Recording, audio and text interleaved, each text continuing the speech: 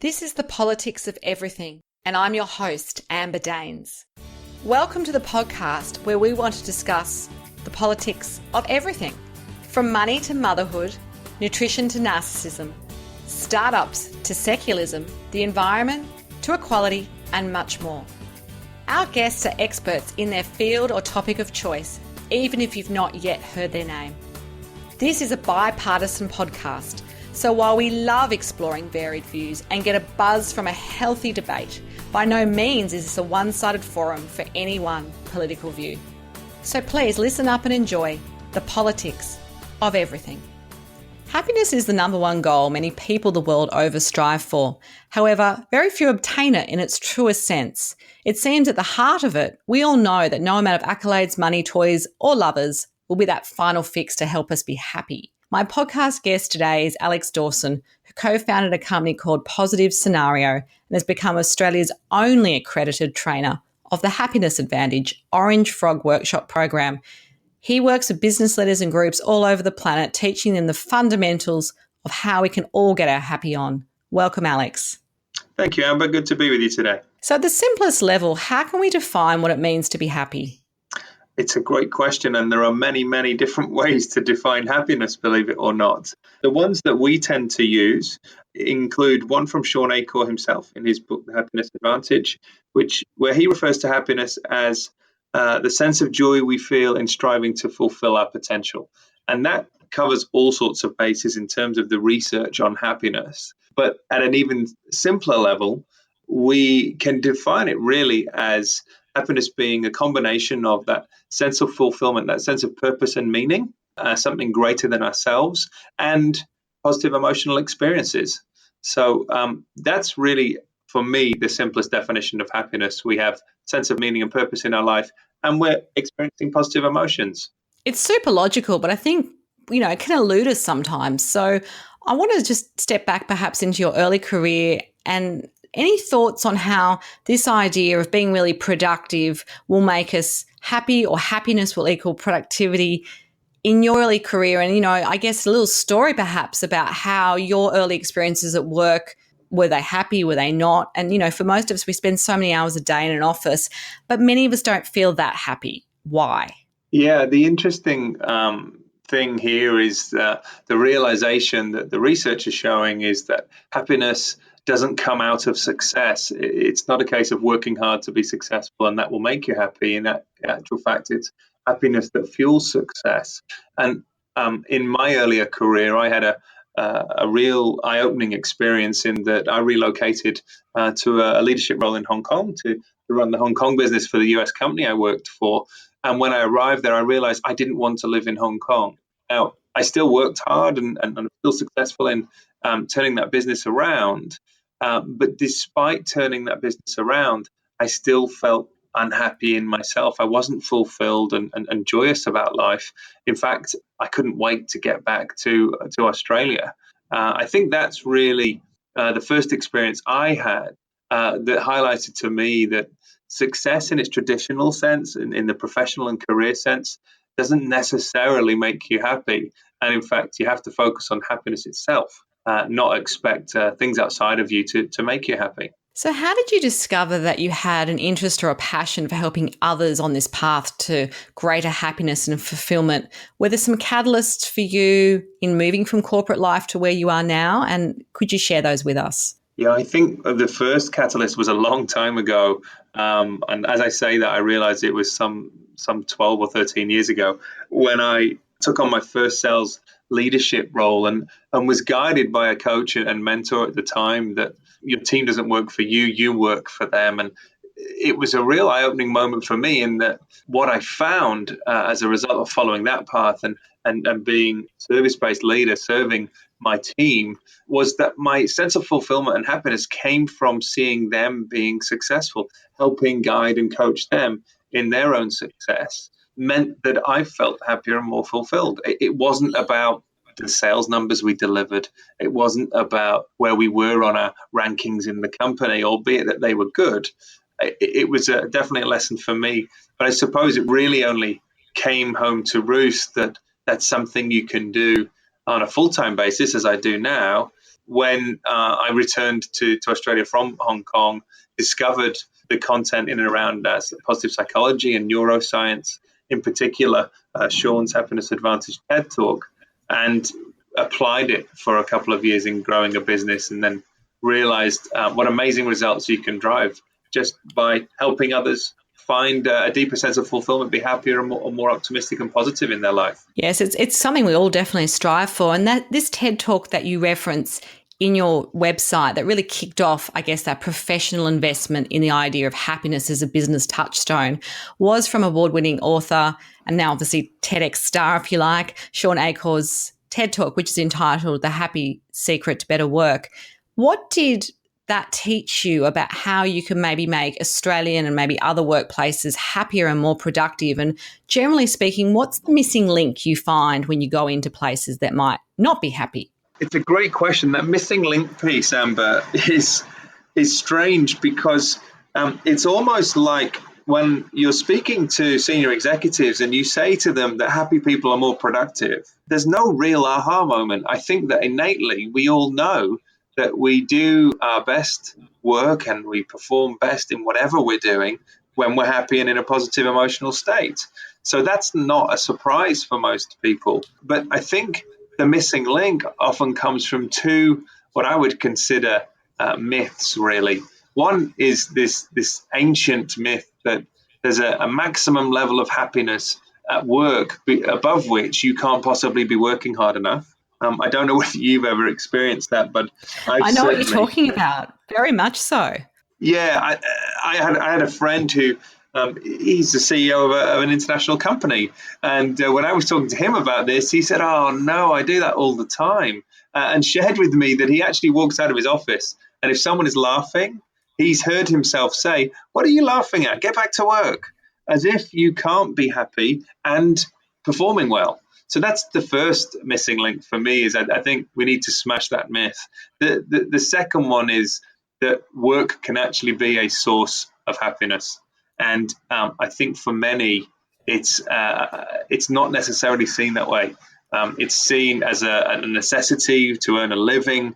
It's seen as for financial gain, and not necessarily seen as something that can directly contribute to how joyful you feel about life. Oh, I totally agree. And I must admit, I don't know whether it's an age thing or what it might be, but I definitely feel this stage in my life where I've been working for 20 odd years, I feel like where I make a difference and where I contribute rather than try and get something, so not trying to get more money or get more accolades or whatever it is, definitely is a point where I go, I love what I'm doing. It's not always about that financial reward, as you say, or that external appreciation or obvious signs of being promoted or whatever it is that we traditionally associate in a workplace as being happy. It's definitely about contributing, giving back, having purpose and being appreciated.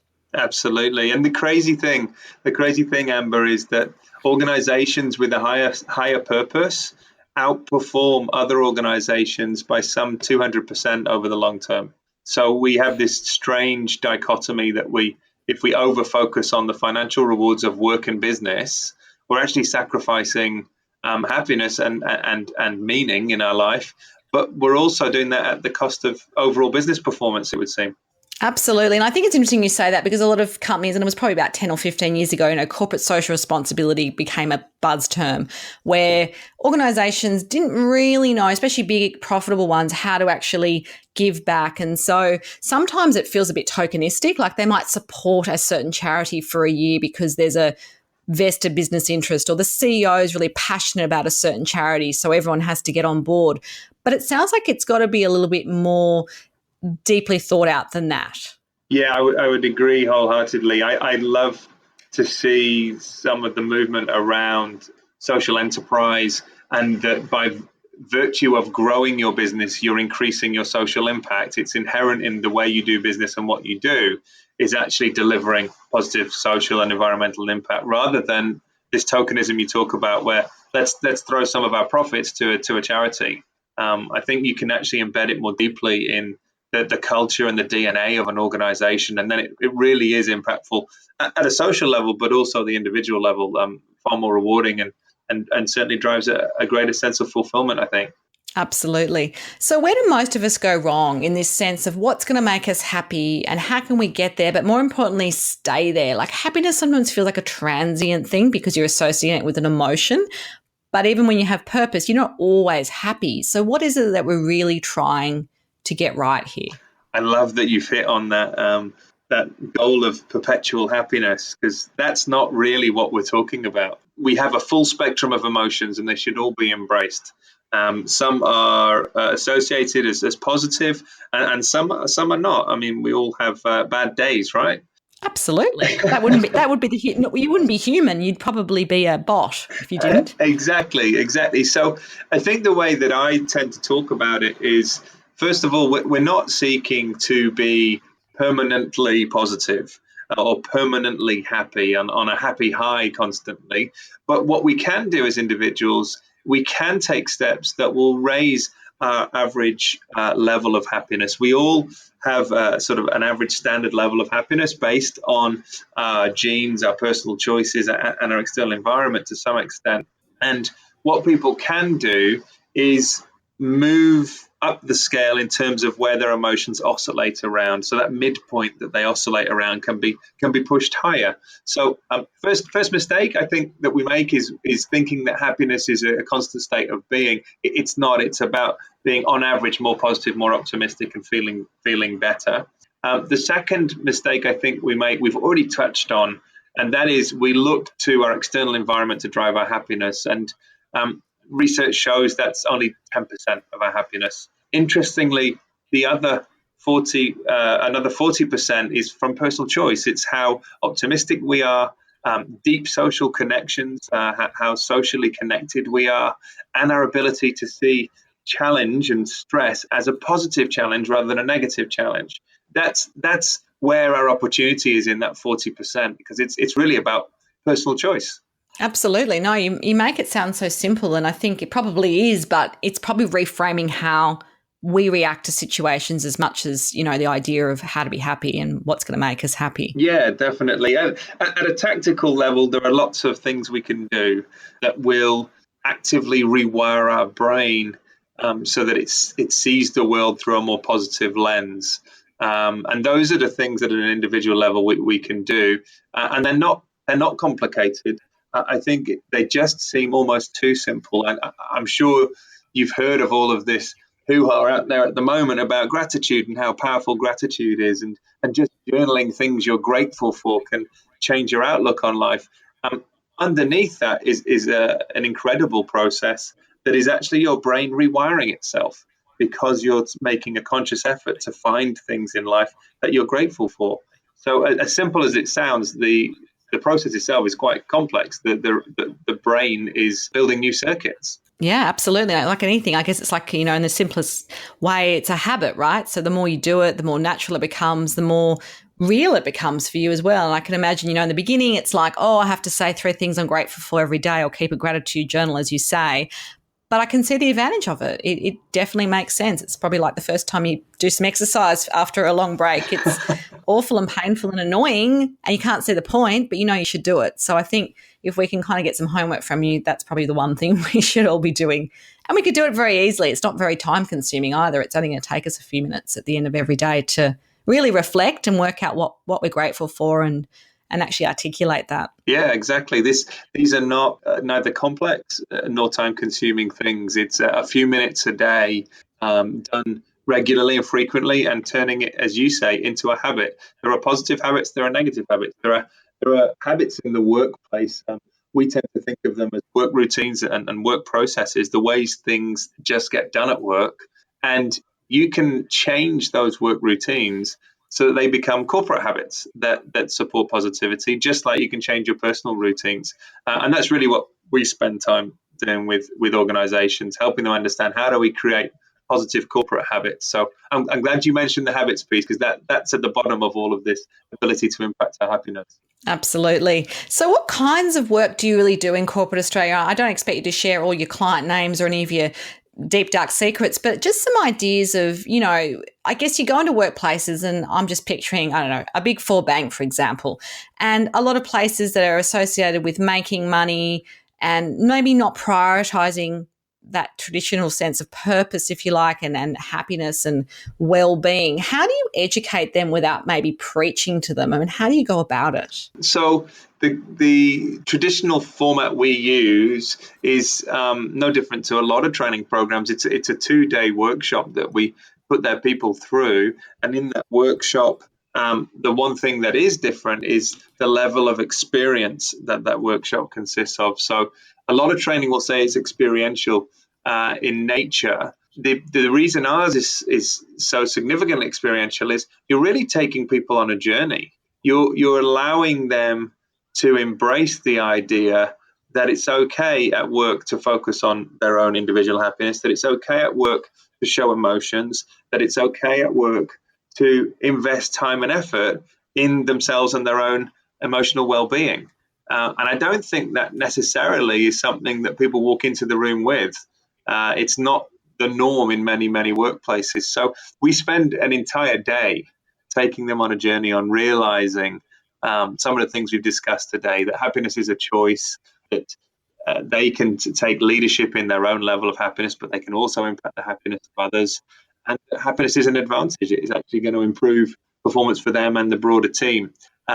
Once they've kind of reached the point of almost being evangelists for this in day one of the workshop, day two of the workshop then starts to look at, well, how can we improve our environment? How can we change the way that work is done, the way we design work processes and job roles to embed habits that will create automatically for our teams moments of positive emotional experience in the course of just executing our roles.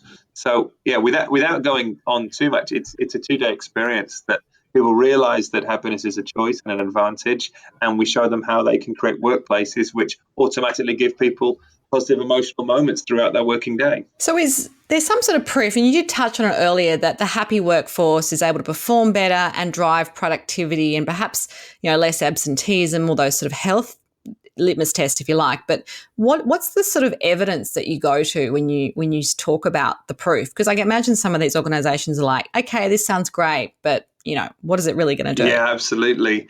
Without the data, people aren't really interested these days in anything, even if it feels intuitively right.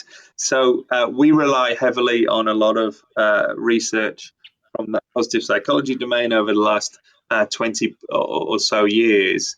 And the types of studies that we can show or demonstrate the benefits from include things like, on average, salespeople who are positive rather than neutral or negative are 37% more successful than their neutral or negative peers. And the research behind that data has been borne out in multiple companies worldwide.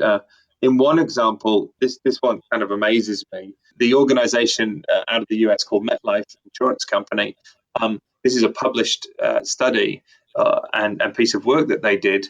They narrowed down to one thing, and that was a person's explanatory style. And you can either have what's called an optimistic explanatory style or a pessimistic explanatory style. People with an optimistic explanatory style describe challenges as temporary and local. They're small and can be fixed. And people with a pessimistic explanatory style describe them as global and permanent. They're big and they can't be resolved. When they identified that those with an optimistic explanatory style in their company were outselling those with a pessimistic explanatory style by over 30%, they changed their entire recruitment process to focus solely on optimistic explanatory style as the priority screening for new salespeople. Those new salespeople who came on board managed to increase their market share by 50%, and what's more, were outselling the previous salespeople by almost 80%. So there's some great real That's world incredible. research. There's the hardcore evidence for the doubters out there. Yes, absolutely. And there's many more. Absolutely great to hear that. I mean, I think that's what people want at the end of the day, and I think it's all well and good, but yeah, we always want the statistics. I'm going to change tack a little bit. Who have been sort of some special mentors in your life? And they can be well-known people, or it could be people in your family or your past work life. And is there one or two of them that you want to name? And what have they taught you about success and life, as well as happiness? Big. You saved the big questions to the end, right, Amber? These are the big questions. This is the meaning of life questions. Absolutely. So I mentioned a professional mentor, coach, guide who I was fortunate enough to work for many years ago, who took me under his wing and gave me my first shot at leadership and management. And he was the guy who said, you work for them, they don't work for you.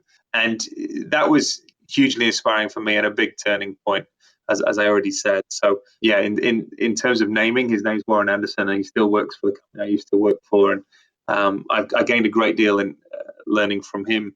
I think the other one is actually my father. And I thought about this in preparation for our conversation today. And it struck me that the reason it's my father, first of all, I watched him go on a personal journey of changing the way he related to the world, and that made him a lot more fulfilled and happier in terms of how he approached things.